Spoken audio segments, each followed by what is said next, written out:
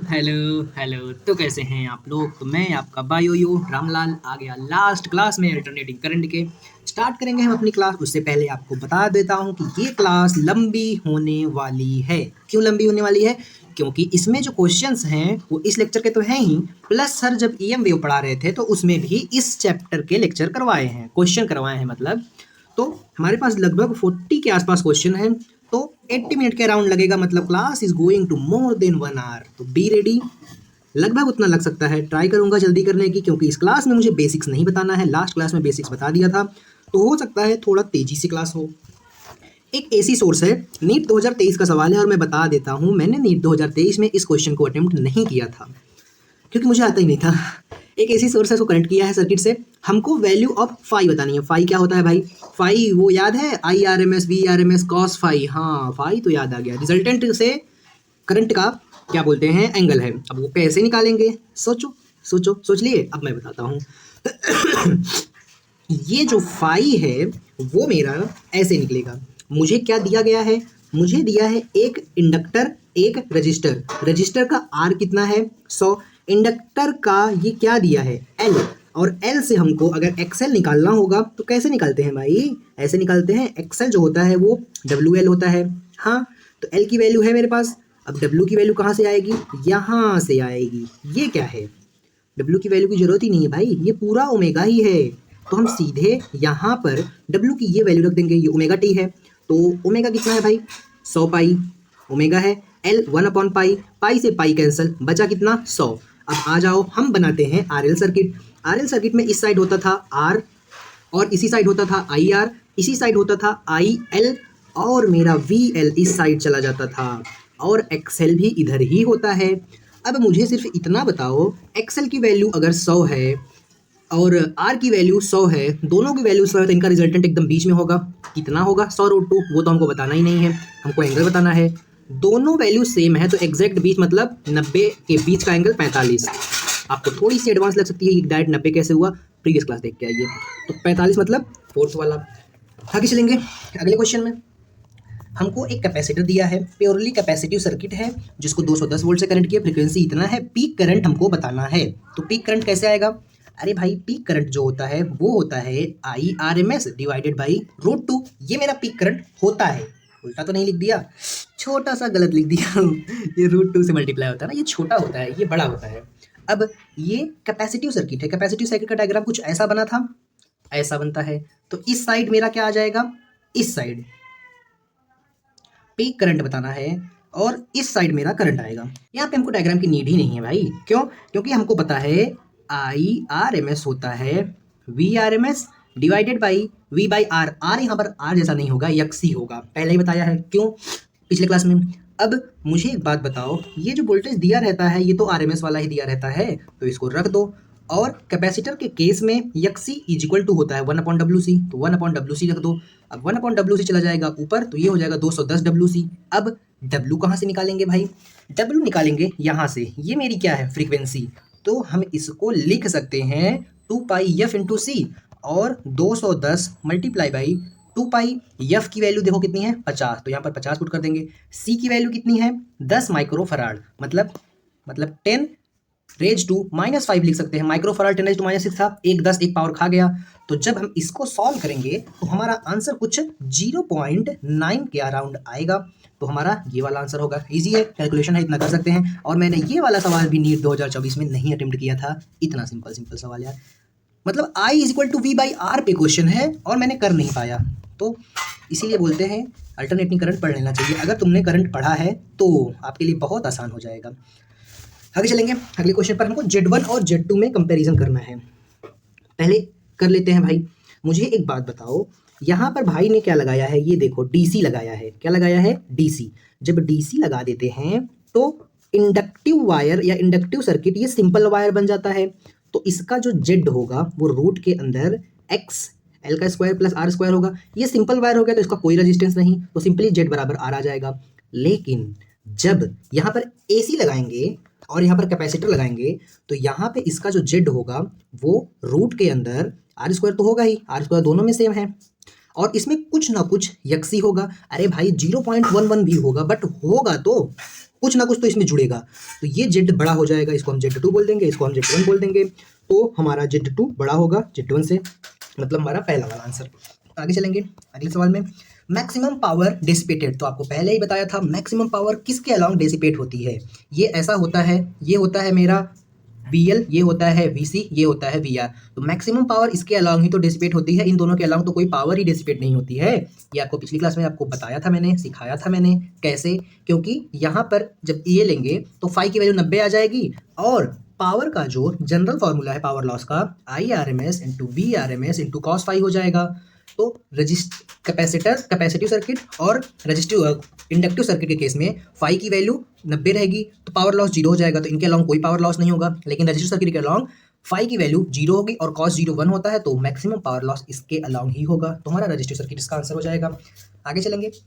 For very high frequency effective impedance, मतलब हमको सिर्फ जेड बताना है हमको। फॉर वेरी हाई फ्रिक्वेंसी, अच्छा मुझे एक बात बता दो, अगर फ्रिक्वेंसी बहुत हाई होगी तो मेरा जो एक्सएल है वो WL होता है।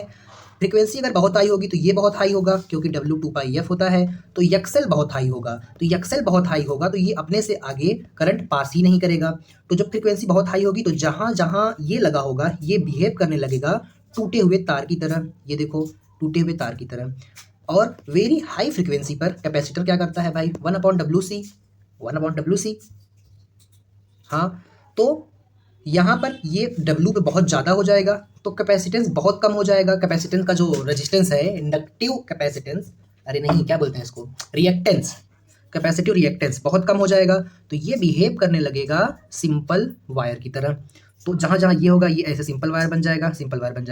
चलिए रीड्रॉ करते हैं डायग्राम को। तो ये ऐसे बन गया, फिर सिंपल वायर बन गया, फिर ये सिंपल वायर बन गया, फिर ऐसे यहाँ पर रेजिस्टेंस है, फिर ऐसे यहाँ पर बैटरी लगी है, यहाँ पर ये ऐसा, और यहाँ पर ये सिंपल वायर बन गया। तो इसका बनाने का कोई मतलब नहीं है, ऑब्वियस सी बात है। ये ब्रोकन वायर है तो यहाँ करंट जाएगा ही नहीं। तो क्या मैं कह सकता हूँ ये सिंपली अब दोनों सीरीज में कनेक्ट है, 2 और 2 सीरीज में है कि पैरेलल में है, सीरीज में है। हाँ, अब 1 ओम रेजिस्टेंस इसका है, 2 ओम इसका है, तो 2 और 3 आर इक्विवेलेंट सीरीज में हो जाएगा 3। तो आर इक्विवेलेंट भी मेरा आ गया। अब मुझे इम्पीडेंस बताना है, तो जेड क्या हो जाएगा, V/R। V क्वेश्चन में दिया होगा, ये जेड जो है V/I होता है भाई। करंट दिया है क्या, एक सेकेंड, हमको क्या दिया है, अबे यार सिर्फ रेजिस्टेंस ही तो बचा। जब सिर्फ रेजिस्टेंस ही बता तो जेड बराबर आर हो जाएगा। अरे इंडक्टेंस मतलब एल और सी का कोई मतलब ही नहीं रह गया ना, तो सिर्फ आर बचा, तो जेड इक्वल टू आर, मतलब ये वाला आंसर। आगे चलेंगे। इन LCR सीरीज LCR में एल की वैल्यू दे दी है इतनी मिली हेनरी है, सी की वैल्यू दे दी, आर की वैल्यू दे दी। मुझे फ्रीक्वेंसी बतानी है रेजोनेंट फ्रीक्वेंसी। तो आपको ये फॉर्मूला रटा हुआ होना चाहिए कि रेजोनेंट फ्रीक्वेंसी जो होती है वो होती है 1/2π रूट के अंदर LC। अगर LCR सर्किट है तो उसमें R आता ही नहीं है। तो बस इसमें अब आप सारी वैल्यूज पुट कर दो। पुट करते हैं भाई, 1/2π रूट के अंदर L की वैल्यू 10 मिली हेनरी है तो 10⁻³ कर देंगे। C की वैल्यू है 1 माइक्रो फैराड है तो 10⁻6 कर देंगे। अब जब हम इसको सॉल्व करेंगे तो हमारा जो आंसर है वो कुछ 1590 के अराउंड आएगा, इतना हट जाएगा। तो इसको किलो में कन्वर्ट करेंगे तो ये 1.5 हो जाएगा, मतलब हमारा ये वाला आंसर। मैं आज कैलकुलेशन क्यों नहीं करा रहा हूँ, हालांकि मैंने कैलकुलेशन सारी करी है, प्रॉपर करी है। अब इस क्वेश्चन में आते हैं। मुझे सिलेक्ट करना है बेटर ट्यूनिंग के लिए, जो कम्युनिकेशन के लिए, अच्छे कम्युनिकेशन के लिए सिलेक्ट करना है एक LCR सर्किट। वो कैसा होना चाहिए, तो बेटर कम्युनिकेशन के लिए ऐसा होना चाहिए कि उसका क्वालिटी फैक्टर अच्छा हो। क्वालिटी फैक्टर जो होता है 1/L/C होता है। आप इसको करेंगे MR रट्टा, और ये रट्टा करना है, मतलब करना है Q = 1/√L/C। इसीलिए मैं बार बार चीज़ें लिखवाता हूँ, मुझे खुद भी इससे याद होती हैं। तो अगर ये बेटर चाहिए तो इसको क्वालिटी फैक्टर अच्छा होना चाहिए, मतलब ये बड़ा वाले होना चाहिए। तो जिसका R कम हो, C कम हो, L ज़्यादा हो। R सबसे कम किसका है, ये नहीं होगा, ये नहीं होगा, ये नहीं होगा, ये है। L ज़्यादा हो, अरे भाई सबसे ज़्यादा L इसी का है, सबसे ज़्यादा L तो इसी का है। L सबसे ज़्यादा है, R सबसे कम है, और C भी हमको देखना पड़ेगा। R कम है, C कम है, L ज़्यादा है। R सबसे कम इसका है, तो R कम है, L ज़्यादा है। देखो सबसे ज़्यादा L है और C भी कम। मुझे जो इन्वर्सली प्रोपोर्शनल है वो कम चाहिए, जो डायरेक्टली है वो ज़्यादा। तो R और C कम, देखो R कम है, C कम है, लेकिन L ज़्यादा है। तो हमारा थर्ड वाला आंसर हो जाएगा। आगे चलेंगे अगले क्वेश्चन में। अगला क्वेश्चन क्या है भाई, सीरीज LCR है, सीरीज एलसीआर है, ठीक है। ये सवाल थोड़ा सा अच्छा है, बैंड विड्थ पर क्वेश्चन है, आपको इसको थोड़ा सा दिमाग लगा के करना होगा। एक सीरीज एलसीआर है, वो कंटेन कर रहा है 5 हेनरी का इंडक्टर, 80 माइक्रोफेराड का कैपेसिटर, 40 का रजिस्टर, 230 से करंट किया गया। Angular frequency source at which power transfer to the circuit is half of the power transfer at resonant angular frequency. अब इसके लिए आपको सबसे पहले ये पता होना चाहिए कि हम जो एक ऐसा ग्राफ बनाते हैं, ऐसा करके एक ऐसा ग्राफ होता है, ये ऐसा एक ग्राफ होता है जिसमें ये होती है एंगुलर रेजोनेंट फ्रीक्वेंसी, ये होता है W1, ये होता है W2, और मेरा W1 और इसमें जो रिलेशन होता है वो होता है, ये भी आपको याद करना पड़ेगा। वो क्या होता है, W1 जो होता है वो होता है W0 माइनस R/2L। अरे ये जो होगा वो ये बड़ा है, तभी तो इसमें से कुछ घटाएंगे, तभी तो ये बराबर आएगा। देखो ये बड़ा है, बड़े में से कुछ घटाएंगे तो तब ये आएगा, इसीलिए मैंने घटा दिया, ये रिलेशन। और W2 क्या होगा, अब ये वाला जो W2 होगा वो क्या होगा, वो भी इसी के फॉर्म में लिखना है, तो ये मैं लिख दिया। अब इसमें कुछ जोड़ूंगा तब तो मुझे ये मिलेगा, तो कितना जोड़ूंगा उसमें मैं जोड़ूंगा R/2L। आप इसको जितना जल्दी हमारा रट्टा कर लेंगे उतना अच्छा है, अपनी बायो की शक्ति लगाओ और इसको याद करो कि मुझे अगर W1 लिखना है तो मैं इसमें से कुछ घटाऊंगा, क्या घटाऊंगा, R/2L। इसमें कुछ जोड़, इसको लिखना है तो इसमें कुछ जोड़ूंगा तब ये मिलेगा, तो R/2L भी जोड़ दूंगा। अब सिंपल हो गया। अब हम एक काम करेंगे, हमको R पता है, हमको L पता है, हमको ये फ्रीक्वेंसी नहीं पता, तो निकाल लेते हैं। तो ये फ्रीक्वेंसी होती है 1/√LC, इसी को कन्वर्ट करते हैं तो F = 1/2π वैल्यू आती है।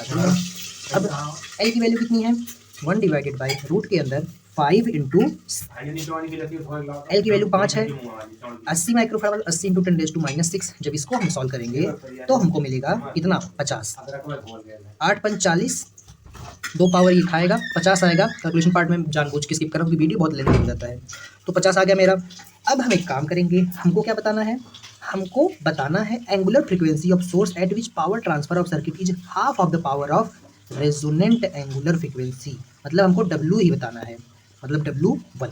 अब W1 में हम पुट करेंगे, W1 होगा W0 माइनस L नहीं R/2L। तो W की वैल्यू कितनी आई है, 50, R की वैल्यू कितनी है, 40 क्वेश्चन में दिया है, 2, L की वैल्यू 5, तो ये हो जाएगा 5 दूनी 10, 1 0 से 1 0 कैंसिल हो जाएगा।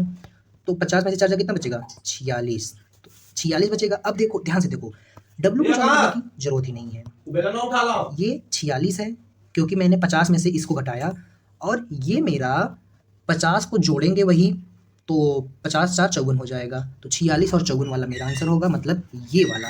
तो हमने बता दी एंगुलर फ्रीक्वेंसी सोर्स जिस पर power transfer half of the power of resonant angular frequency होती है। अब ये बात भी आपको याद रखनी है, ये रिलेशन जो आया है वो यहाँ से यहाँ और यहाँ से यहाँ सेम होता है। क्या सेम होता है भाई, जो वैल्यू यहाँ से यहाँ के बीच की फ्रीक्वेंसी आती है एंगुलर वाली, और यहाँ से यहाँ के बीच की, वो दोनों सेम आती है। आगे चलेंगे हमको रीडिंग ऑफ वोल्टमीटर बताना है, मतलब वोल्टमीटर कितना रीड करेगा। तो हमको बच्चे को मालूम है जो वोल्टमीटर रीड करता है वो VRMS रीड करता है, मतलब हमको इसी की वैल्यू बतानी है। अब इसको सिर्फ इसके अलॉन्ग लगाया है, सिर्फ इसके अलॉन्ग लगाया है, तो क्या सिर्फ इसके अलॉन्ग लगाया है, तो हम एक काम करेंगे, पहले हम यहाँ पर करंट निकाल लेंगे। कौन सा वाला करंट, IRMS वाला निकाल लेंगे। फिर एक्सेल तो इसका दिया ही है, तो क्या निकालेंगे हम, VRMS लिखेंगे, IRMS इंटू R नहीं है, एक्सेल है, तो एक्सेल हमको पता है 80 है। IRMS मेरा कितना है भाई, IRMS मेरा निकालना पड़ेगा, कैसे निकालेंगे, सोचो जरा सोचो।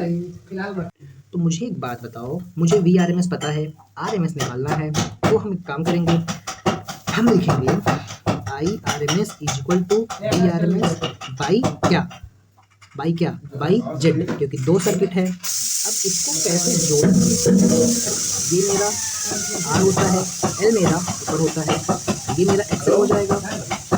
अब जब ये मेरा XL हो गया, ये R की वैल्यू 8 है, XL की वैल्यू 6 है, दोनों 90 डिग्री पर है, तो सिंपली कैसे जोड़ते हैं इसको, 6 का स्क्वायर प्लस 8 का स्क्वायर, 8 8 64 66 36, रूट के अंदर 100, मतलब ये 10 आ गया मेरा Z। तो VRMS 50 है, Z 10 है, IRMS 5 आ गया। अब इसके अलॉन्ग ये 5 आ गया, तो ये 8 है, 8 5 40, तो 40 वोल्ट इसके अलॉन्ग पोटेंशियल का ड्रॉप होगा। मतलब थर्ड वाला देख लो, रीडिंग बतानी है तो VRMS वैल्यू ही बतानी होगी। आगे चलेंगे अगले सवाल पे, पावर फैक्टर बताना है। पावर फैक्टर क्या होता है भाई, वो जो IRMS into VRMS into cos phi लिखते हैं ना, पावर डेसिपेटेड, ये cos phi पूरे को पावर फैक्टर बोलते हैं। तो अगर हम एंगल निकाल लेंगे तो हमारा काम बन जाएगा। कैसे निकालेंगे एंगल? सिंपल, वही जो पिछले सवाल में किया भाई।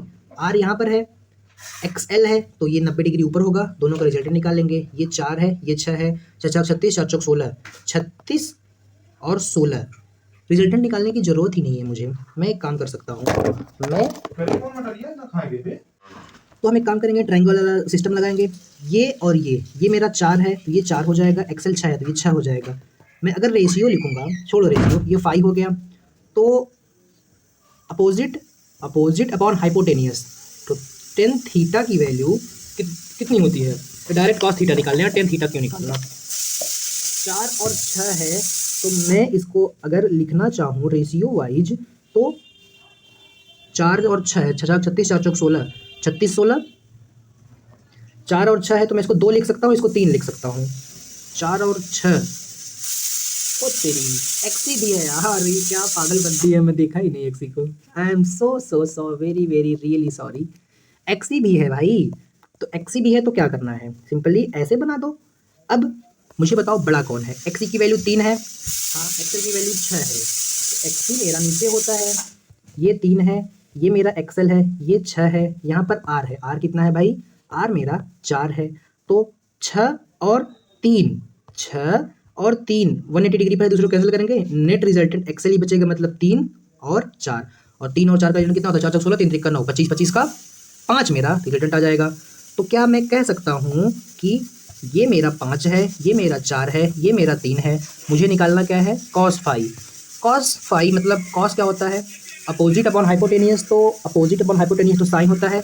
एडजेसेंट अपॉन हाइपोटेनियस मतलब 3/5, ये एडजेसेंट ये हाइपोटेनियस मतलब 3/5 वाला मेरा आंसर, मतलब थर्ड वाला विल बी माई आंसर। क्या मैं सही हूँ या नहीं हूँ यार, मुझे भी चेक करना पड़ता है। अरे यार इसीलिए बोलता हूँ ना, चेक करना पड़ता है। ये देखो भाई, आर इधर था तो तुम यहाँ पर 4 क्यों लिखे? पागल वागल हो क्या? तो 4 यहाँ पर होगा, 3 यहाँ पर होगा, तो ये 4/5 वाला आंसर होगा, मतलब ये वाला आंसर होगा मेरा। आगे चलेंगे अगले सवाल पर। रिएक्टेंस हमको दिया है, किसका रिएक्टेंस दिया है? रिएक्टेंस लिख दिया, इसका ये मतलब रिएक्टेंस ऑफ कैपेसिटर। अच्छा, रिएक्टेंस हमको बताना है, मतलब यक्सी बताना है, वो क्या होता है? 1/WC। 1/WC को कैसे निकालेंगे? 1 डिवाइडेड बाई सी की वैल्यू पता है कितनी है? 20 × 10⁻⁻6 है, हाँ। फ्रिक्वेंसी 8000 है, तो W को हम लोग क्या लिख सकते हैं? 2 × 2πf, तो लिख दिया मैंने यहाँ पर 2πf कितना है? 8000। 1 2 3, इसको जब हम सॉल्व करेंगे तो हमारा आंसर 1 ओम आ जाएगा, मतलब ये वाला। कैलकुलेशन आप कर सकते हैं। आगे चलेंगे। कैपेसिटर की कैपेसिटी दे दी थी, उसको डीसी से कनेक्ट किया है, ध्यान देना, डीसी से कनेक्ट किया है, तो यक्सी इज इक्वल, कैपेसिटिव रिएक्टेंस यक्सी होता है 1/WC, और 1/WC को हम लोग लिख सकते हैं 2πf × C। और पहले आपको बता दूं, जनरल नॉलेज आप याद रखना, डीसी के लिए जो फ्रीक्वेंसी होती है वो हमारी 0 होती है, क्योंकि डीसी कॉन्स्टेंटली बहता है ना, चेंज नहीं होता, तो नीचे 0 आ जाएगा। जब नीचे 0 आ जाएगा तो एक्सेल इनफाइनाइट हो जाएगा। इसीलिए जब हम कैपेसिटर वाला सवाल किए थे और उससे डीसी कनेक्ट किया था, कौन से टाइम पर बताओ? जिस टाइम पर भी, तो वो जो बिहेव करता है कौन सा? ओपन वायर की तरह, मतलब इसका रेजिस्टेंस इतना ज़्यादा हो जाता है कि यहाँ से यहाँ करंट फ्लो नहीं करवाता, तो इनफाइनाइट हो जाएगा आंसर। आगे चलेंगे अगले सवाल पर। अगला क्वेश्चन क्या है भाई? अब ये बात बस याद रखना, डीसी के लिए फ्रीक्वेंसी 0 होती है। सर्किट दे दिया हमको V1 V2 V3 की रीडिंग बतानी है, ठीक है। V1 V2, अच्छा V1 और V2 की रीडिंग दे दी है, कितनी है? 300 है, ये भी 300 है, तो रीडिंग ऑफ V3 बतानी है और अमीटर की रीडिंग बतानी है, मतलब कितना करंट निकल रहा है वो बताना है। अच्छा एक बात बताओ मुझे अपने दिमाग से, करंट जो भी निकल रहा होगा, सीरीज LCR है तो सब में करंट सेम ही होगा, इसमें भी सेम, इसमें भी सेम, इसमें भी सेम, और इसके अलोंग जो मेरा पोटेंशियल ड्रॉप होगा VL, वो होगा YCL × IRMS, जो हमको निकालना है। मान लो सीरीज में है तो I सेम होगा। अब इसकी वैल्यू 300 I है, ये सीरीज में सेम होगा, तो क्या मैं कह सकता हूँ कि ये इसके लिए 300 है और इसके लिए भी सेम है? इसके लिए कैसे सेम है? VL, तो यहाँ पर VC हो जाएगा, वो हो जाएगा YC × IRMS। तो यहाँ पर भी ये 300 आ रहा है और ये तो सेम है, इसका मतलब ये दोनों वैल्यू दोनों की सेम है। तो कहना क्या चाहते हो? वो बताओ। कहना ये चाहता हूँ कि YXL बराबर YXC है, और ये कौन सा केस है? ये केस है मेरा रेजोनेंट फ्रीक्वेंसी का। तो रेजोनेंट फ्रीक्वेंसी का केस हो गया, तो उससे मुझे क्या, मुझे उससे क्या, बस बता रहा था, आगे क्वेश्चन में काम आएगा। अब जो वी नेट होता है जब एलसीआर जुड़ता है तो वो मेरा होता है वी आर का square plus V L minus V C का होल स्क्वायर। अब क्या मेरा वी एल और वी सी सेम है? हाँ, वी एल वी सी तो मेरा सेम है। तो वी नेट हमको पता है कितना है, 200 है। हाँ, वी आर हमको पता है 300 है। अबे यार, एक्सेल और एक्सी दिया था, ठीक है कोई नहीं। ये यहाँ पर सिर्फ 300 लिखना था, यहाँ पर नहीं। तो यहाँ पर ये जीरो आ जाएगा, जीरो आ जाएगा, और ये वी आर ही तो वी थ्री है, तो ये स्क्वायर इस रूट को खा जाएगा, तो सिंपली वी आर बराबर 200 आ जाएगा। क्या आपको समझ में आया? हाँ, क्योंकि इसमें बहुत सारे आगे क्वेश्चन मिलने वाले हैं, इसीलिए मैंने यहाँ पर थोड़ा जितना ज़रूरत था उससे ज़्यादा एक्सप्लेन किया कि ये बराबर है, फिर ये भी बराबर है। तो अब आप याद रख लेंगे, अगर वी एल बराबर वी सी है तो एक्स एल बराबर यक्सी होगा। ठीक है, ठीक है। तो 200, अरे यार 200 तो एक भी आंसर ही नहीं है, और तेरी, अरे वीनेट भाई 220 है, यहाँ पर मैं 200 किस खुशी में लिखा हूँ बताओ, पागल। ये देखो 220 है, तो यहाँ पर भी 220 आ जाएगा, तो 220 वाला मेरा आंसर हो जाएगा। अब करंट निकाल लेते हैं, तो एक्सएल बराबर एक्सी है तो वो भी कट जाएगा। एक्स आर जो है, आर जो है, आर जो है वो मेरा माइंड कहीं और जा रहा है, कहाँ था, 220, 220। तो मुझे करंट बताना है। करंट क्या होता है, I R M S is equal to V R M S by Z. V R M S की वैल्यू कितनी है, वी आर एम एस की वैल्यू कितनी है, वी आर एम एस की वैल्यू 220 है। जेड कितना है, सिर्फ रजिस्टर बचा है तो आर हो जाएगा, तो 220 बाई आर। आर की वैल्यू, तो आर की वैल्यू हमारी 100 है। मैंने जेड को आर क्यों लिखा, आपको समझ में आया, एक्सएल और एक्सी बराबर है, तो ये इससे कटेगा तो 2.2 वाला मेरा आंसर आ जाएगा। आगे चलिए अगले सवाल पर। मुझे रीडिंग ऑफ अमीटर बतानी है।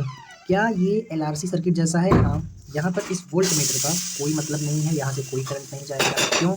क्योंकि ये आइडियल वोल्ट मीटर होगा, और आइडियल वोल्ट मीटर की जो रेजिस्टेंस होती है वो इनफाइनाइट होती है। करंट इलेक्ट्रिसिटी में आपको बताया गया है।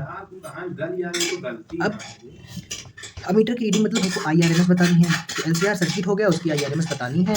यहाँ पर भी देखो एक्सएल बराबर यक्सी हो गया, तो मैं क्या कह सकता हूँ कि मेरा जेड बराबर आर हो जाएगा, तो I R M S is equal to V R M S by Z हो जाएगा। अब मुझे वी आर एम एस कितना दिया है, 110, तो 110 जेड कितना है, 55, ये मेरा 2 एम्पियर हो जाएगा। अब समझ में आया कि मैं लास्ट क्लास में ये चीज़ इतना टाइम लगा कि क्यों समझाया, लास्ट क्वेश्चन में मतलब। तो इसका आंसर कितना आ गया, 2 एम्पियर, 2 एम्पियर आ गया। आगे चलेंगे अगले सवाल में। एक सीरीज एलसीआर है, कनेक्ट किया गया है, इनकरेक्ट स्टेटमेंट बतानी है। अल्जेब्रिक सम ऑफ मुझे इनकरेक्ट बतानी है, तो मैं सीधा इनकरेक्ट पे वाला मांगा। Voltage inductor capacitor resistor behave as vector, गलत जवाब। मैंने ये बात आपको बताई थी, हम इसको वेक्टर की तरह जोड़ घटा भले रहे हैं, लेकिन ये कोई भी वेक्टर नहीं है। आगे चलेंगे। बैंडविड्थ क्या होती है भाई, तो आपको रटना पड़ेगा कि बैंडविड्थ जो होती है, वो जो ये ग्राफ होता है ना, बताया था अभी, जो ग्राफ ये W1 बना था, W2 बना था, तो यही W2 माइनस W1 बैंडविड्थ होती है, वो R/L होती है, जिसको डेल्टा W कहते हैं। तो R/L मतलब ये वाला आंसर। आगे चलेंगे। सीरीज एलसीआर कनेक्ट किया गया एसी वोल्टेज से, जब L को रिमूव किया सर्किट से तो फेज डिफरेंस कितना हो गया, π/3।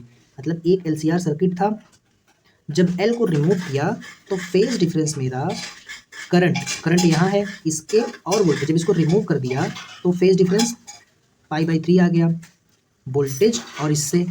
तो क्या मैं कह सकता हूँ कि हमारा ये 2 केस बनेगा। कैसे 2 केस बनेगा भाई, ये, अरे यार ये बैक क्यों नहीं हो रहा है, ये मेरा एलसीआर सर्किट है, एक मेरा बनेगा RL और एक बनेगा RC। तो ये मेरा RL, ये मेरा RC, ठीक है, ठीक है, कोई दिक्कत नहीं। तो क्या बोल रहा है, ये केस है जब C को रिमूव किया, ये केस है जब L को रिमूव किया। तो जब C को रिमूव किया, जब मैंने C को रिमूव किया तो ऐसा, L को रिमूव करेंगे तो ऐसा डायग्राम बनेगा। L को रिमूव करेंगे तो VR इधर होगा, VR इधर होगा और VC इधर होगा। तब फेज डिफरेंस बोल रहा है कितना, π/3।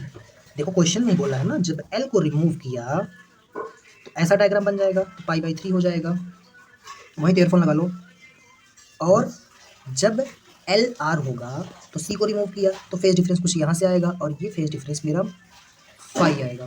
कितना आएगा? फाई आएगा। वो कितना दिया गया है? 5/3। तो हम अब क्वेश्चन में क्या बोल रहा है कि phase difference again between current end voltage, ये वी नेट की बात कर रहा है। द पावर फैक्टर, तो मुझे एक बात बताओ, पावर फैक्टर सर्किट की कैसे बताते हैं? जब ये सीन था तब मेरा क्या बोलते हैं इसको, तो मेरा जो टेन थीटा है कैसे निकालेंगे? ये ऐसे ऐसे ऐसे, और ये मेरा क्या है? ये मेरा है जेड, और ये मेरा क्या है? वी आर, और ये मेरा क्या है?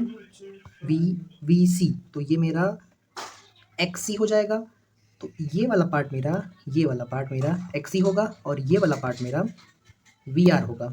तो क्या हम यहाँ से लिख सकते हैं 10 फाई इज इक्वल टू, क्या लिख सकते हैं? Perpendicular upon base. परपेंडिकुलर कौन है यहाँ पर? यक्सी। बेस कौन है यहाँ पर? V R. वी आर नहीं, आर सिर्फ लिखेंगे, रेजिस्टेंस। रेजिस्टेंस मतलब आर। आर। अब मुझे एक बात बताओ, मुझे एक्सी पता है? नहीं। मुझे एक्स आर पता है? नहीं। तो क्या करेंगे? ये तो पता है कि जो फाई की वैल्यू है वो पाई बाई थ्री मतलब 60 साइन 1060 की वैल्यू होती है √3। तो √3 बराबर यक्सी बाई आर हो जाएगा। और जब हम यहाँ पर आएंगे सेम वही सीन रिपीट होगा अलग तरीके से। ये मेरा हो जाएगा आर, ये मेरा हो जाएगा एक्स एल। तो हम लिखेंगे 10 phi is equal to perpendicular upon base. Perpendicular कौन है? एक्सएल। बेस कौन है? आर। तो यहाँ पर भी पाई/3 का फेज डिफरेंस है अकॉर्डिंग क्वेश्चन, √3 हो जाएगा एक्सएल बाई आर। तो इसको इक्वेशन 1 ले लो, इसको इक्वेशन 2 ले लो, दोनों को इक्वेट कर दो। तो XC by R is equal to XL by R. R से आर कैंसिल हो गया, मतलब XC is equal to XL हो गया। इसका क्या मतलब? इसका ये मतलब कि ये जो डायग्राम था ना, ये इसको कैंसिल कर देगा, सिर्फ आर बचेगा। और जब सिर्फ आर बचता है तो पावर फैक्टर हो जाता है cos फाई होगा। फाई की वैल्यू कितनी होगी? 0। cos 0 कितना होता है? 1 होता है। अब आप सोचेंगे कि मैं +1 मार्क करूं या -1? तो cos फाई की जो वैल्यू होती है फेज डिफरेंस 0 होने पर 1 होता है। ये वो हो जाएगा। आगे चलेंगे अगले सवाल पर। अगला सवाल हमारा एक एलसीआर सर्किट है। एलसीआर सर्किट में हमको आर दिया है, एक्सएल दिया है, एक्ससी दिया है। इनपुट वोल्टेज हमको कितना दिया है? 2500। आर दिया है, एक्सएल दिया है, यक्सी दिया है। हमको इनपुट वोल्टेज ये दिया है, हमको एम्पलीट्यूड। अब इसको आपको समझना होगा, एम्पलीट्यूड ऑफ करंट का मतलब होता है पीक करंट। तो पीक करंट कैसे निकालेंगे? अब आर दे दिया तो क्या मैं आई आर एम एस लिख, तो आई आर एम एस होगा V R M S by Z. अब जेड कैसे निकालेंगे? जब तीनों सर्किट रहता है तो हमारा जो जेड होता है वो हमारा क्या हो जाता है? वो हमारा रूट के अंदर आर का स्क्वायर प्लस यक्सएल माइनस यक्सी, कुछ भी आप कर सकते हैं, जो बड़ा वो ले लेंगे तो ज़्यादा अच्छा होगा। आर की वैल्यू कितनी दी है? 80। तो 80 का स्क्वायर करेंगे। एक्सएल 100 है, एक्सी 40 है, तो 100 माइनस 40 मतलब 60। तो मुझे एक बात बताओ, 8 और 6 का आप पाइथागोरस वाला चीज़ करते हैं? 8 और 6 तो रिजल्टेंट कितना आता है? 8 28 64 6 36 34 34 6 100 का रूट 10। तो यहाँ पर 10 तो नहीं आएगा, 10 की जगह पर 100 आ जाएगा। ठीक है। अब मेरा जेड आ गया, तो क्या मैं अब यहाँ से आई आर एम एस दिया है, ये क्या है? वी आर एम एस है। तो 2500 डिवाइडेड बाई 100 कर सकता हूँ, 1 0 से 0 1 0 से 0। तो 25 एम्पियर मेरा आर एम एस करंट आया है। लेकिन 25, हाँ, लेकिन हमसे आर एम एस तो पूछा नहीं है, हमसे पूछा है इसने आई नॉट। तो ये क्या हो जाएगा? क्या पूछा है? एम्पलीट्यूड पूछा है ना। तो एम्पलीट्यूड का मतलब क्या होता है? एम्पलीट्यूड का मतलब होता है I R M S into √2। तो ये मेरा हो जाएगा 25√2। तो 25√2 ऑप्शन तो है ही नहीं, तो 25√2 मेरा आंसर हो जाएगा। आगे चलेंगे अगले सवाल पर। अकॉर्डिंग टू मी तो भाई 25√2 ही आएगा। करेक्ट कर देना अगर 25 आए तो। मुझे तो नहीं लगता 25 आएगा, जबकि सर ने जो कराया था आई थिंक 25 कराया था। To increase the resonant frequency, मुझे रेजोनेंट फ्रिक्वेंसी बढ़ानी है, तो अगर भगर मत कर, कल हुआ 1/2/2 ये क्वेश्चन हम लास्ट क्लास में ऑलरेडी कर चुके हैं, याद करो। कैपेसिटर को सीरीज में कनेक्ट करते थे तो ये वैल्यू डिनोमिनेटर कम होगी तो ये बढ़ेगी, हमको बढ़ाना था। आगे चलेंगे, स्टेटमेंट वाले क्वेश्चन है मोस्टली। स्टार्ट करेंगे हम स्टेटमेंट वाले सारे सवाल। ये सवाल उतना टाइम नहीं लेते हैं, लेकिन अगर आप कंसेप्ट नहीं पता है तो आप इस क्वेश्चन को आसानी से गलत कर देंगे। In a circuit current through capacitor lead the voltage. अब कैपेसिटर में ऐसा ग्राफ बनता है, मतलब बेस उसका, तो बोल रहा है करंट यहाँ होता है और वोल्टेज यहाँ होता है। क्या बोल रहा है? Current through capacitor current lead करता है, सही बात है। Containing pure capacitance only, phase difference is pi, गलत बात बोल दिया, पाई/2। तो पहला सही दूसरा गलत, मतलब पहला करेक्ट दूसरा मेरा इनकरेक्ट है। आगे चलेंगे अगले सवाल पर। वो तेरी ये क्या दिख गया? हमको इस क्वेश्चन में बताना है लैंप को अगर कैपेसिटर से कनेक्ट किया, एक बार एसी वोल्टेज लगाया, एक बार डीसी वोल्टेज लगाया, ठीक है, तो 1 बाय 1 कनेक्ट किया है। जैसे एक बार ऐसे एसी था, एक बार यहाँ पर एसी लगाया, एक बार डीसी लगाया, तो होगा क्या? जब डीसी लगाएंगे तो स्टडी स्टेट में ये ओपन वायर की तरह बिहेव करने लगेगा और इसका यक्सी इनफाइनाइट हो जाएगा, मतलब करंट फ्लो ही नहीं कराएगा। तो lamp will not grow study condition में जब कैपेसिटर से कनेक्ट करेंगे डीसी सोर्स को। तो पहली बात तो सही है। आते हैं हम अपनी दूसरी बात पर। एसी सोर्स जब कनेक्ट करेंगे तो कैपेसिटर की कैपेसिटेंस रिड्यूस होगी। ऐसा कब पढ़ा है भाई? एक मिनट, एसी सोर्स से कनेक्ट करेंगे तो capacitor and capacitance of capacitor reduce होगी, lamp will glow less brightly. जब एसी सोर्स से कनेक्ट करते हैं तो कैसे इसकी कैपेसिटी डिक्रीज होगी? तो हमारा एसी सोर्स कनेक्ट करने पर जब कैपेसिटी इसकी डिक्रीज हो रही है तो XC = 1/WL होता है, WC होता है, C कम होगा तो XC बढ़ेगा, और V = IR होता है। IR की जगह पर हम यहाँ पर पुट कर देंगे XC, तो ये बढ़ेगा। तो हम ऐसा कह सकते हैं कि ये कम होगा, तभी तो ये बराबर रहेगा। हाँ, तो मेरी ब्राइटनेस जो है करंट कम होगा तो कम होगी, लेस ब्राइटनेस मतलब 1 और 2 सही। Average value of current in half cycle in AC circuit can not be 0। क्या इस पर बेस्ड हमने एक सवाल किया था, याद करो। कौन सा सवाल? कि अगर हाफ साइकिल लिखते हैं तो इस हाफ में तो 0 हो जाता है, लेकिन इस हाफ में 0 नहीं होता, ये भी हाफ साइकिल ही है। तो ये बात पूरी तरह से सही नहीं है। कैन नॉट बी 0 हो सकती है इस वाले हाफ साइकिल के लिए। इस पर बेस्ड एक क्वेश्चन हमने किया है प्रीवियस क्लासेस में।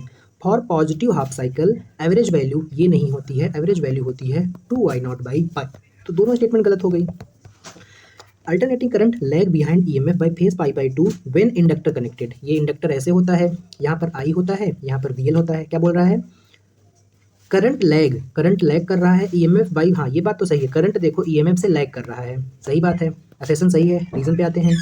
Inductive reactance increases as frequency of AC source decreases.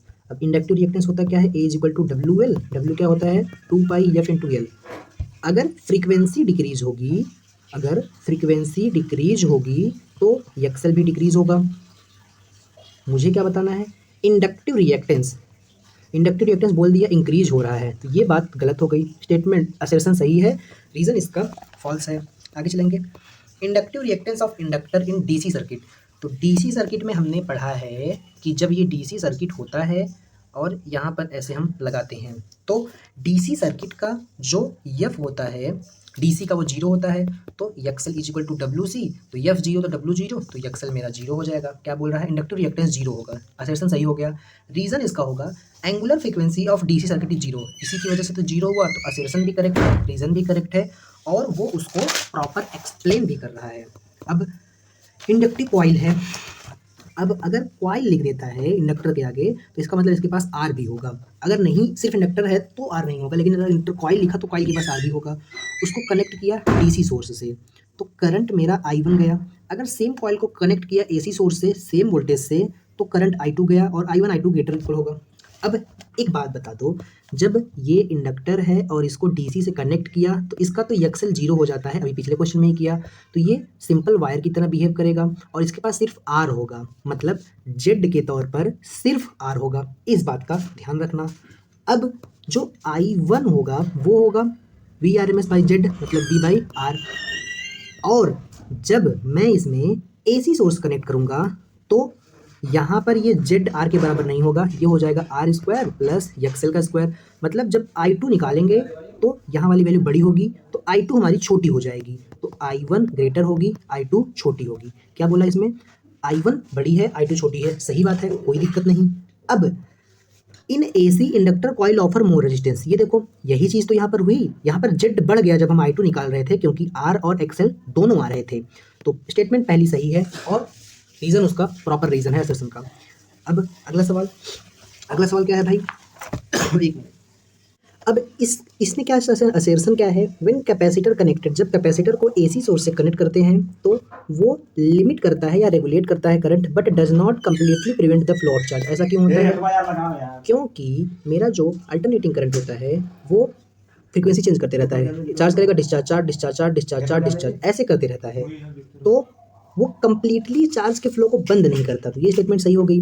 Capacitor alternatively charge and discharge, alternative charge discharge करता है और करंट की डायरेक्शन रिवर्स होती रहती है, इसीलिए पहला स्टेटमेंट सही है, दूसरा उसका करेक्ट एक्सप्लेनेशन है। अब ये देख के तो एक बच्चे को भी समझ में आ रहा होगा कि यहाँ पर माइनस होना चाहिए, तो मेरा ये तो गलत हो गया।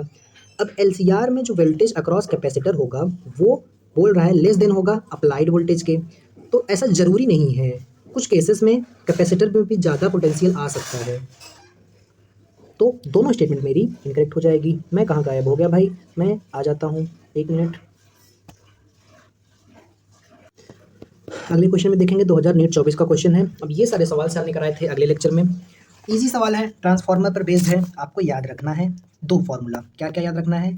ये आइडियल कंडीशन के लिए है, क्या कि मेरा जो यन है, कैसे बताऊँ, रुको रुको रुको, मैंने कहीं पर लिख के याद किया था बहुत अच्छे से ये चीज़, चाहे तो छोड़ो। मेरा जो आइडियल कंडीशन के लिए आपको याद रखना है N directly proportional to V, inversely proportional to I. Ideal condition मतलब कोई भी पावर लॉस नहीं हो रही है ट्रांसफार्मर में। तो इसका क्या मतलब हो जाएगा? इसका ये मतलब होगा कि number of primary turn divided by number of secondary turn is equal to primary voltage divided by secondary voltage is equal to secondary current divided by primary current. इसीलिए तो ये इनवर्सली प्रोपोर्शनल है। ये है आइडियल कंडीशन के लिए, और ये वाली चीज़ ऑलवेज वैलिड है। ये वाली चीज़ आइडियल कंडीशन है, जीरो पावर लॉस होता है जब। अब मुझे बताना है, मुझे क्या दे दिया है? मुझे दे दिया है NS बाई, क्या बोलते हैं इसको, अरे यार फक यार, बार बार स्क्रीन इधर उधर हो रही है ना, गुस्सा आ रहा था। आइडियल ट्रांसफार्मर है, NP बाई NS दिया है, तो NP बाई NS दिया है, तो हमको VP बाई VS निकालना है, VS बाई VP निकालना है। तो VP बाई VS हो जाएगा ये directly same to same. NS by NP कितना है? 1/2 है। NS बाई NP कितना है? 1/2 है NS बाई NP, और यही मेरा हो जाएगा VS बाई VP। क्यों?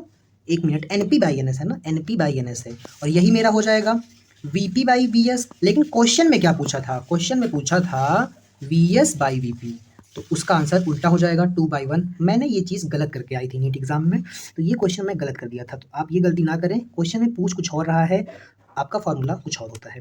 अब आगे चलेंगे। प्राइमरी ट्रांसफार्मर कनेक्ट किया गया DC से। और एक बात बता दूं, जो गांव में ट्रांसफार्मर होता है ना, ट्रांसफार्मर तो देखे ही होगे, तो उसमें DC करंट नहीं आता, AC आता है। DC के लिए ट्रांसफार्मर काम ही नहीं करता। ऐसा क्यों? क्योंकि ये वर्क करता है बेस्ड ऑन म्यूचुअल इंडक्शन पर बेस्ड होता है, और म्यूचुअल इंडक्शन तभी क्रिएट होता है जब फ्लक्स मेरा वेरिएबल हो, और फ्लक्स तभी वेरिएबल होता है जब करंट वेरिएबल हो, और DC में तो करंट वेरिएबल होता ही नहीं, तो जीरो आंसर आ जाएगा। आगे चलेंगे। हमको एक आइडियल ट्रांसफार्मर दे दिया। आइडियल का मतलब समझ गए ना, जीरो पावर लॉस, जिसमें 100 टर्न है प्राइमरी में। प्राइमरी में मेरे 100 टर्न है, 250 टर्न है सेकेंडरी में, तो यहाँ पर 250 कर दिया। पीक वैल्यू ऑफ AC की पीक वैल्यू जो है वोल्टेज की, देखो ये कुछ नहीं बताया तो आप क्या मानेंगे, प्राइमरी, और हमको RMS बताना है सेकेंडरी का। तो क्या मैं यहाँ से डायरेक्ट लिख सकता हूँ VP बाई VS? हाँ, क्योंकि number of turn directly proportional है, तो इससे इसको काटेंगे, 5 25 25, 5 दूनी 10, तो VP बाई VS मेरा आ जाएगा कितना? 2/5 आ जाएगा। हाँ, 2/5 आ जाएगा। 2/5, 5 दूनी 10, 5 25 25। हाँ, अब प्राइमरी में वोल्टेज कितना दिया है? 28, और सेकेंडरी में हमको निकालना है वोल्टेज, तो 2/5, 28 25 डिवाइडेड बाई 2, तो 2 से 28 को काटेंगे 14 आ जाएगा, 14 25 70, तो 70 वोल्ट मेरा आंसर आ जाएगा। लेकिन ये मेरा क्या है? ये मेरा पीक है, V0 है, तो V0 से VRMS जाएंगे, तो तो इसको हम √2 से डिवाइड कर देंगे। √2 से डिवाइड करेंगे तो ये लगभग 50 के अराउंड आएगा। तो हमारा ये वाला आंसर हो जाएगा 50 के आसपास आएगा आंसर, कि 40 के आसपास? 40 के आसपास आएगा, 50 के आसपास नहीं। अरे यार डिवाइड कर लो ना, कितना है 70 डिवाइडेड बाई 1.41, दोनों में मल्टीप्लाई करो। अरे यार 14 25 70, अबे यार 50 आ रहा है मेरा तो, 50 ही आएगा यार, ये देखो ना 14 25 70, तो 50 वाला आंसर होगा। सॉरी मिस्टेक हो जाती है यार, ठीक है। अब आएंगे हम अपने अगले सवाल पर। अब ये आइडियल नहीं है, देखो इसमें इफिशियंसी दे दिया 90% है, तो इफिशियंसी क्या होती है भाई? ये होती है मेरी output power divided by input power, और इसकी वैल्यू कितनी दी है 90%, तो 90/100 लिख देंगे, is equal to P output divided by P input हो जाएगा। अब हम एक काम कर सकते हैं क्या, कि 90 ऐसे ही लिख देंगे और हम P0 divided by P in 100 के इधर भेज देंगे, तो 100 इधर हो जाएगा।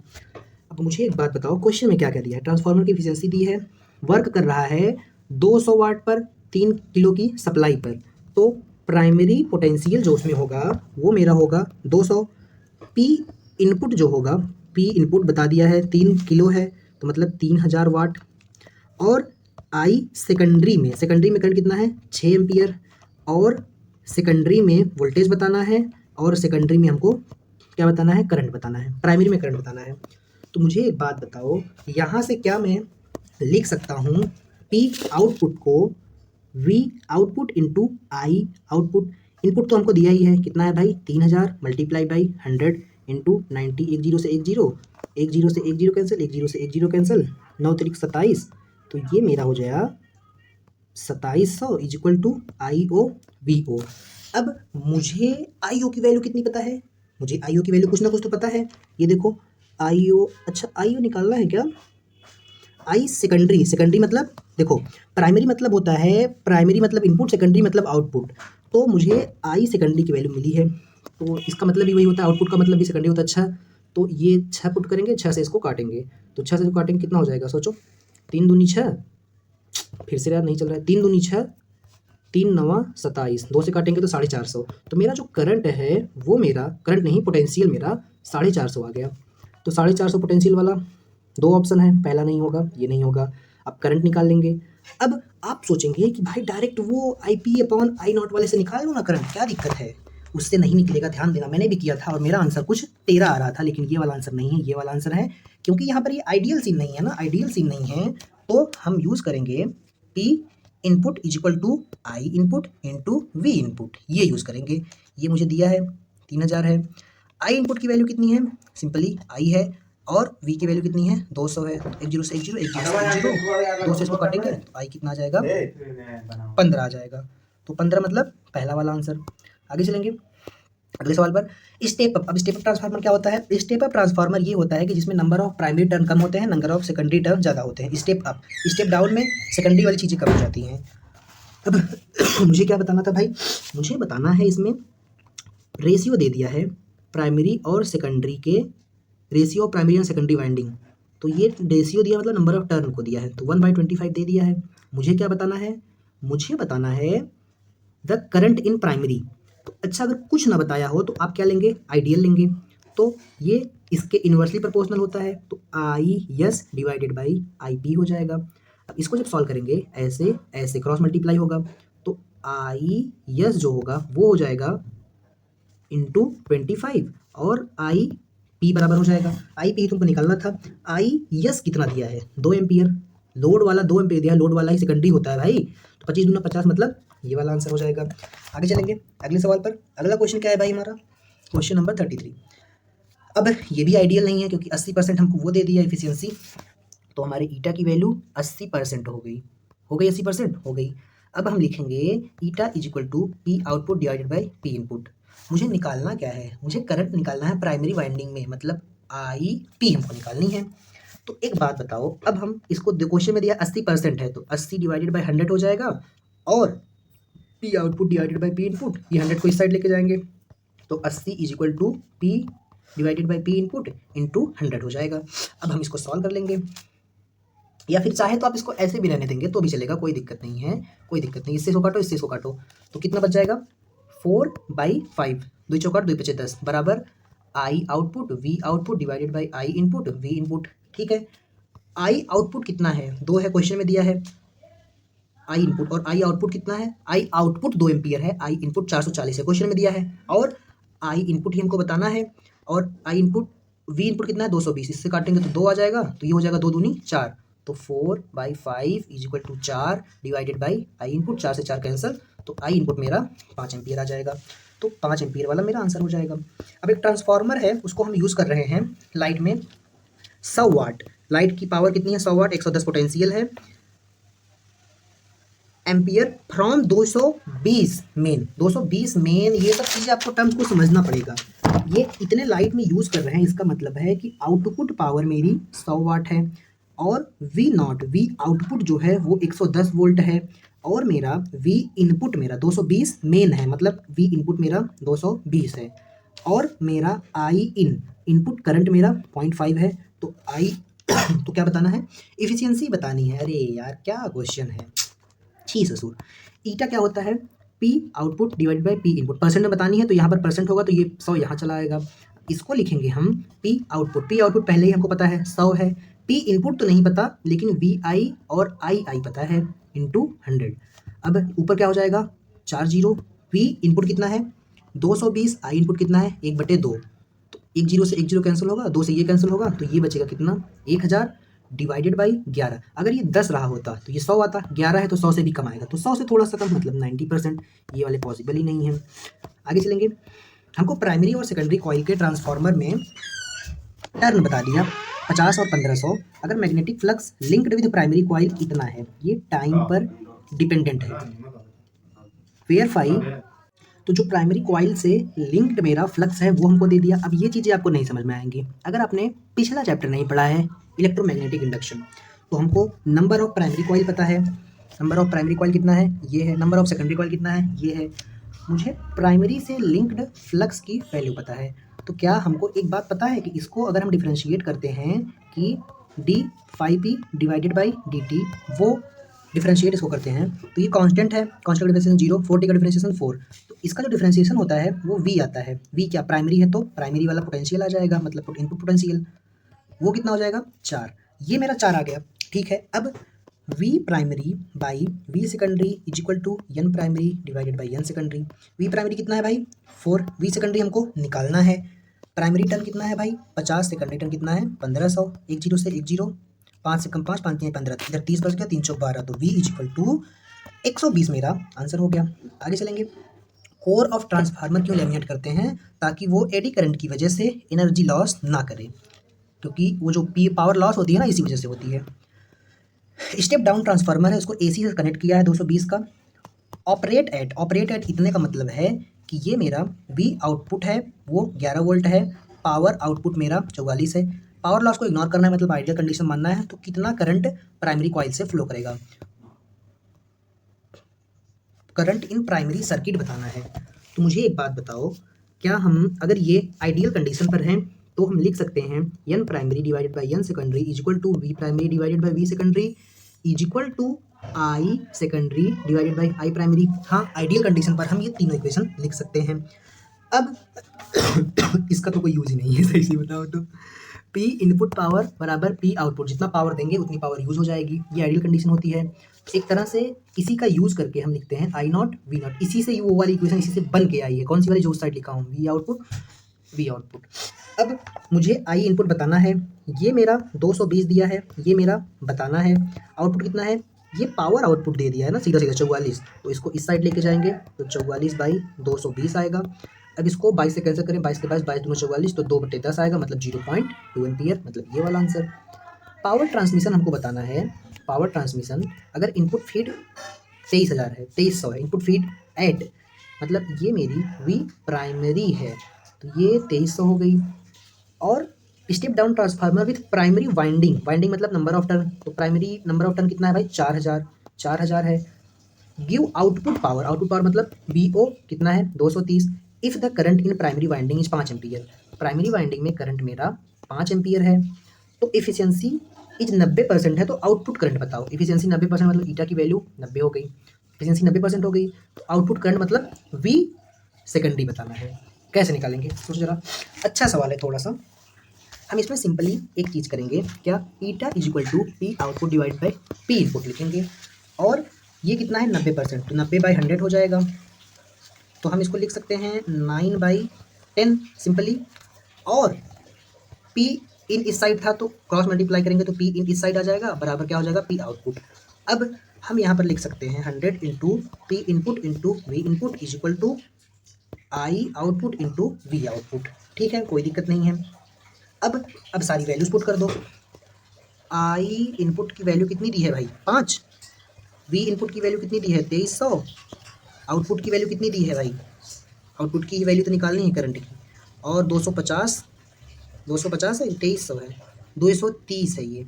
ठीक है, तो ये 0 से 1 0 कटा, 23 1 कम 23, 23 दहान में ये 10 कटा, 10 से 10 कटा, 9 बचे 45 बचा। तो आई नॉट मेरा 45 एम्पियर बचा, मतलब कौन सा वाला ऑप्शन, मतलब ये वाला ऑप्शन। आगे चलेंगे अगले सवाल पर। प्राइमरी वाइंडिंग ट्रांसफार्मर की इतनी है, सेकेंडरी वाइंडिंग इतनी है, उसको एसी से कनेक्ट किया तो सेकेंडरी आउटपुट। अब देखो कुछ नहीं बताया तो आप क्या मानेंगे, कुछ नहीं बताया तो आप मानेंगे ideal condition, NP by NS is equal to VP by VS हो जाएगी। एनपी की वैल्यू कितनी है 500, एनएस की वैल्यू कितनी है 5000, वीपी की वैल्यू कितनी है, ये इससे कनेक्ट किया है, मतलब ये इनपुट है, मतलब 20, तो 20 प्राइमरी हो जाएगा। तो आउटपुट वाला हमको बताना है 10 20 10 20, 5 1 5 5 दहान में 10, 200 दहान में 20 दहान में 200, तो 200 वाला मेरा आंसर होगा, मतलब ये वाला नहीं होगा, मतलब ये वाला नहीं होगा। और फ्रीक्वेंसी सेम रहती है प्राइमरी सेकेंडरी में, वो अलग नहीं रहती है, ये बात आप याद रख लेंगे कि फ्रीक्वेंसी जो होती है वो सेम रहती है। तो इसमें फ्रीक्वेंसी बदल गई है, इसमें फ्रीक्वेंसी बदल गई, तो ये नहीं होगा, तो ये वाला होगा। आगे चलेंगे हम आपके आज के सेकंड लास्ट क्वेश्चन में। अच्छा, ऐसा क्वेश्चन अभी किया था कि नहीं किया था, सही से बताना। फ्लक्स हमको दे दिया है, फ्लक्स हमको दे दिया है और हमको वोल्टेज बताना है, तो हम फ्लक्स को सीधा सीधा डिफरेंशिएट करके, जिसके लिए फ्लक्स दिया होगा प्राइमरी के लिए दिया है, तो वो वाला पोटेंशियल आ जाता है, क्योंकि हमने पिछले चैप्टर में सीखा कि V बराबर होता है d∅dt। तो ये हो जाएगा 20, ये कांस्टेंट है 0, तो प्राइमरी का पोटेंशियल 20 आ गया। अब इसको लिंक करो Vp बाई Vs से, तो ये हो जाएगा Np बाई Ns। प्राइमरी कितना दिया गया है 20, सेकेंडरी हमको निकालना है। Primary turn 100, secondary turn 5000, question में दिया जरूर होगा, ये देखो 100 और 5000, 1 0 से 1 0, 1 0 से 1 0, 50 गुणे 20, 5 दूनी 10 और 2 0 एक्स्ट्रा, तो 1000 वाला मेरा आंसर हो जाएगा। आगे चलेंगे अगले सवाल में, और ये हमारा आज का लास्ट क्वेश्चन है। क्या है भाई क्वेश्चन, एक ट्रांसफार्मर है जो कि फिगर में दिख रहा है, ठीक है, ठीक है, उसको 10 वोल्ट के ईएमएफ से कनेक्ट किया। अब ईएमएफ 10 दे दिया, फ्रीक्वेंसी दिया है नहीं। अगर फ्रीक्वेंसी ना दिया हो, अकेला ईएमएफ दिया हो, तो आपको मान लेना चाहिए कि वो डीसी है, और डायग्राम में भी डीसी बना दिया, तो डीसी करंट की वजह से भाई ट्रांसफार्मर में करंट फ्लो ही नहीं करता, जीरो आंसर हो जाएगा। मिलते हैं अगले चैप्टर में जिसका नाम है ईएम वेव। एक क्लास छोटी सी होगी, बहुत ज़्यादा क्वेश्चन नहीं है, लेकिन लगभग 50 क्वेश्चन कराए हैं सर। तब तक के लिए ओके बाय।